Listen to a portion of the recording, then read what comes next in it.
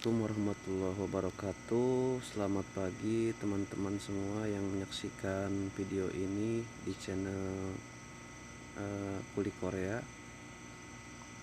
Saya di sini mau memberi sedikit penjelasan tentang Pisa D311 yang saya gunakan. Saya mau berbagi sedikit infonya, berhubung saya juga sebelum datang ke sini sama seperti teman-teman yang ingin bekerja ke sini ke Korea yang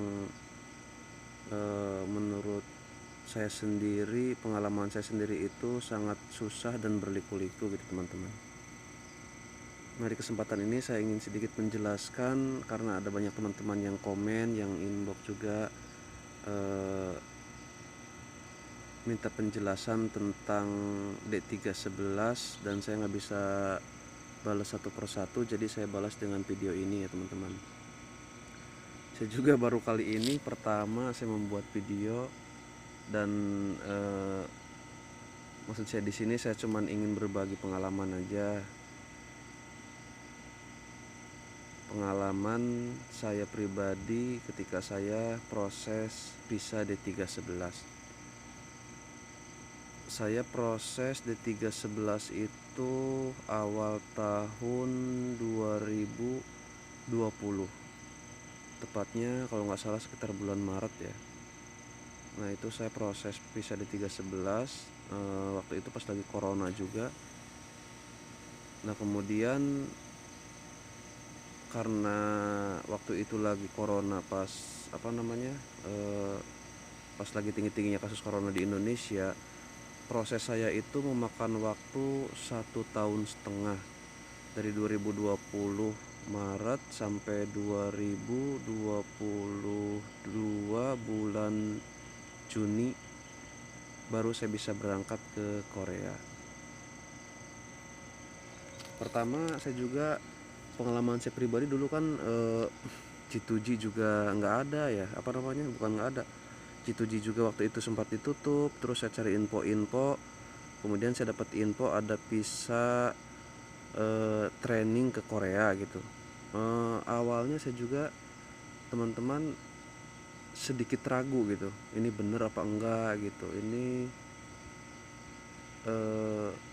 beneran ada atau enggak gitu, pikiran saya gitu loh teman-teman. Akhirnya saya lah haula aja lah, namanya juga orang ikhtiar kan.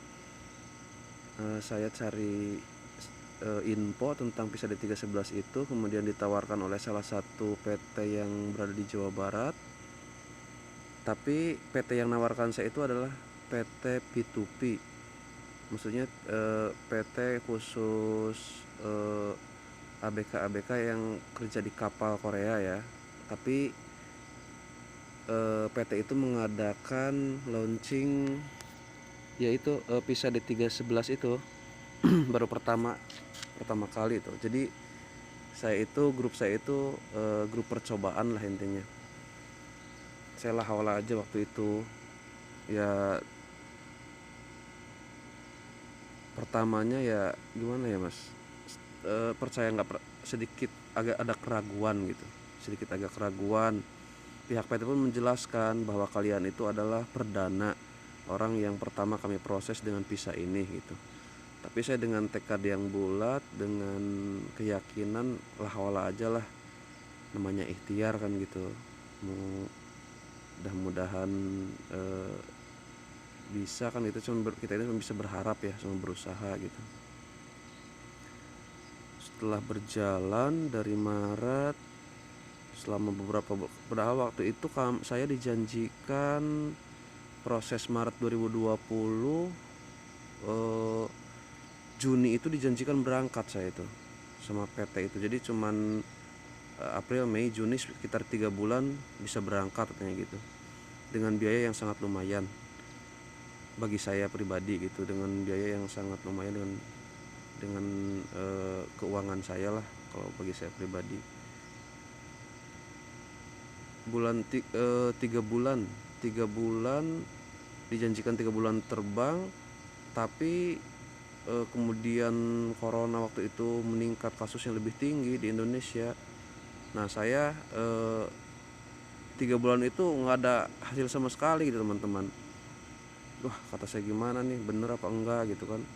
Putus asa, sempat putus asa saya 3 bulan, 4 bulan, 5 bulan, sampai saya menunggu 1,5 tahun teman-teman, kurang lebih 1,5 tahun, sampai awal 2022 masih belum ada kabar. Katanya masih, data saya itu masih di sending ke Korea gitu kan. Jadi kalau visa D311 itu kan visa training, jadi kita itu dimasukkan atau direkrut sebagai karyawan pabrik yang cabang yang di Indonesia. Misalkan gini ya teman-teman, di Korea kan kebetulan kan PT saya misalkan di Korea itu Samsung Korea misalkan gitu ya, perusahaan Samsung Korea misalkan. Nah di Indonesia kan ada Samsung Indonesia. Nah kalau D311 itu sistemnya, kalau kata bahasa sayanya lah, bahasa orang awam itu, jadi kita itu diikutkan, dimasukkan, ditrainingkan ke Samsung Indonesia, dimasukkan ke karyawan, jadi karyawan Samsung Indonesia.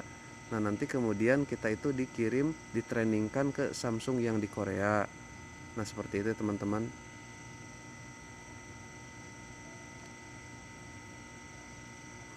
Jadi waktu itu prosesnya saya itu sekitar 1,5 tahun. 1,5 tahun itu saya menunggu, pokoknya udah sampai ya putus asa lah teman-teman. Uang udah masuk, bahkan besar lah nominalnya bagi saya itu. Uang udah masuk